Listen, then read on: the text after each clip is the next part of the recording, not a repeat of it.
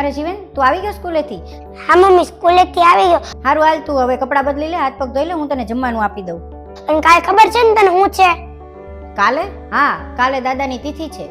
કાલે મમ્મી દાદાની તિથિ છે, તો મેં કંઈક વિચાર્યું છે.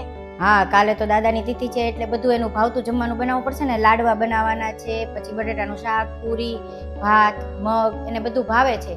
એટલા માટે આપણે બધું બનાવવાનું છે અને બધાને આપણે આજુબાજુમાં બધાને જમવાનું કહેવાનું છે. અને છે ને 9 ગોયણીને મેં જમવાનું કીધું છે.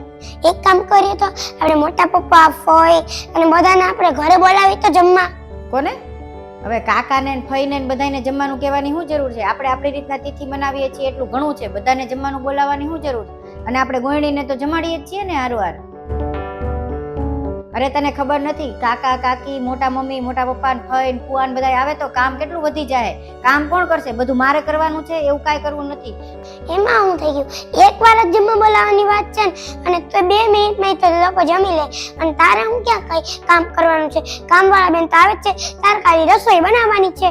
આપણે ખાલી આટલા ઘરના છીએ અને બાકી મેં 9 ગોયણી જમવાનું કીધું છે. અને બાકી આજુબાજુમાં જે છે, જેની હારે આપણે ઘર જેવો સંબંધ છે ને, એને જમવાનું કીધું છે. બાકી બીજા ઘરનાને કોઈને જમવાનું કહેવાની જરૂર નથી.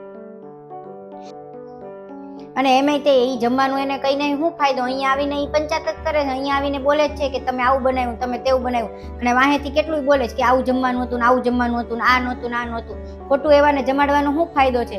એની કરતાં આપણે જેની હારે પાડોશી હારે સંબંધ હોય ને એને જમાડાય. એની કરતાં કુંવારિકાને બધાને એને જમાડાય, ગોયણીને જમાડાય. આવા લોકોને જમાડીને કોઈ મતલબ નથી જે પાછળથી બોલવાના હોય. એટલે મેં ના જ પાડી છે કે ઘરનાને કોઈને હવે કહેવાનું નથી જમવાનું. એ બધા લોકો તો આપણને પરિવારના સદસ્યો માને છે, અને આપણને તો એ તિથિ હોય, કંઈક ફંક્શન હોય કે ગમે હોય, એ આપણને જમવા બોલાવે છે, તો આપણે એને બોલાવવા જોઈએ ને. હા, તો ઈ લોકો દર વખતે આપણને જમવાનું કહે છે, એમાં આપણે શું કરીએ? ઈ એનો પ્રોબ્લેમ છે. એને ફાવે છે તો બધાને કહે છે, આપણને નથી ફાવતું એટલે આપણે નથી કહેતા કોઈને જમવાનું. આખું વર્ષ ન બોલાવે તો કાંઈ નહીં, હાલે આખું વર્ષ ન બોલાવતા, પણ વર્ષમાં એકવાર જ દાદાની તિથિ આવે છે, તો ત્યારે તો બોલાવી લેવાય ને. હા, તો બધાને ભેગા કરીને કામે શું છે? એકવાર ભેગા થાય છે, એ લોકોને ભેગા કરવા શું કામ ખોટે ખોટા? મમ્મી, પરિવાર હંમેશા એક સાથે રહે ને એટલે મજા આવે છે, અને તો મોટી ભૂલ કરે છો. મમ્મી, હવે તારે છેલ્લી વાર હું કહું છું, તારે બોલાવવું હોય તો બોલાવ, નહીંતર તારી ઈચ્છા. અને તું તો સમજદાર છો, તને સમજાવવાની જરૂર ન પડે. આ વાત તો સાચી છે તારી. કોઈ આપણા ઘરે આવતું નથી અને આપણે કોઈના ઘરે જાતા નથી. એમ તો કોઈ કુટુંબ કે પરિવાર ભેગું જ નથી થતું.